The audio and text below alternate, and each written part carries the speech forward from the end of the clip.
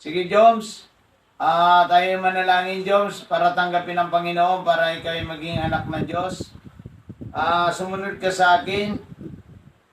Panginoong Jesus, na gumawa ng langit at ang lupa, dakilang Diyos, ako po ay isang taong makasalanan. Ako po ay nagsisisi at handang tumalikod sa aking kasalanan.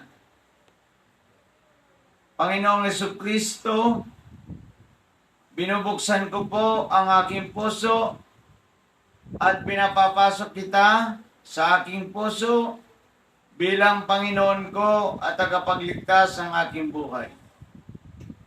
Ikaw na po ang maghari sa aking buhay mula ngayon at magpakailanman sa pangalan ng aming Panginoong Hesus.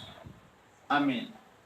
Kung tinanggap mo at sumunod ka sa panalangin iyon, ay ikaw ay ligtas na.